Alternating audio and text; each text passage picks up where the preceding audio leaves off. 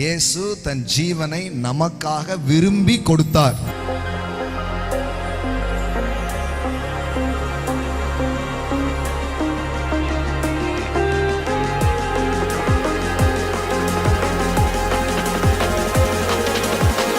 உங்களுக்கு பிரதானமாக ஒப்புவித்ததும் என்னவென்றால் கிறிஸ்துவானவர் வேத வாக்கியங்களின்படி 3ஆம் நாளில் உயிர்த்தெழுந்து. So கிறிஸ்துடைய டெத்ன்றது is not an accident, it's a plan, it's a will of God. சில பேர் சொல்லுவாங்க இல்லையா, நல்ல ஒரு மனுஷன் அவரை பிடிச்சி கொண்டு போட்டாங்க அப்படிம்பாங்க. இயேசுக்கே காலம் இல்லை பார்த்தீங்களா அப்படிம்பாங்க. யாரும் இயேசுவை பிடிச்சி கொல்லலை.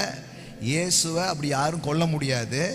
இயேசு தன் ஜீவனை நமக்காக கொடுத்தார். He gave his life. He laid down his life. Amen. நான் என் ஜீவனை மறுபடி அடைந்து கொள்ளும்படிக்கு அதை கொடுக்கிறபடியினால் பிதா என்னில் அன்பா இருக்கிறார். ஒருவனும் அதை என்னிடத்திலிருந்து எடுத்துக்கொள்ள மாட்டான்.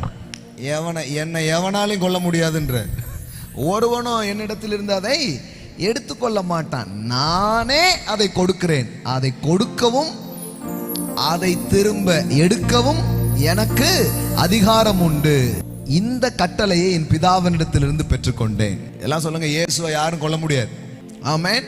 சில பேர் கிறிஸ்தவத்தை குறித்துலாம் பேசுவாங்க, பெரிய பேச்சாளர்கள் தலைவர்கள்லாம். அவங்களுக்கு இந்த வெளிப்பாடுலாம் ஒன்றும் இருக்காது.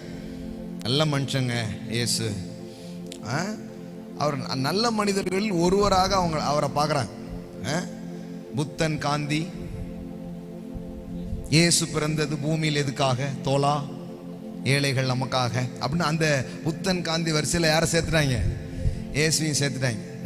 காந்தியை சுட்டு கொண்டாங்க. இயேசுவை என்ன பண்ணிட்டாங்க? சிலுவையில் அடிச்சு கொண்டாங்க. இப்படி தாங்க இவங்கள நல்ல ஆட்களை விட மாட்டாங்க, பிடிச்சி கொண்டு போடுவாங்க அப்படின்னு பேசுவாங்க. நமக்கும் பரவாயில்லையே, இயேசுவை சப்போர்ட் பண்ணியே பேசுகிறாரு அப்படின்ற மாதிரி தோணும். ஆனால் உங்களுக்கு வேத வசனத்தை மனதில் வைத்து அதெல்லாம் கேட்கணும். இயேசுவை யாரும் கொல்லலை. இயேசு தன் ஜீவனை நமக்காக விரும்பி கொடுத்தார். ஆமென்.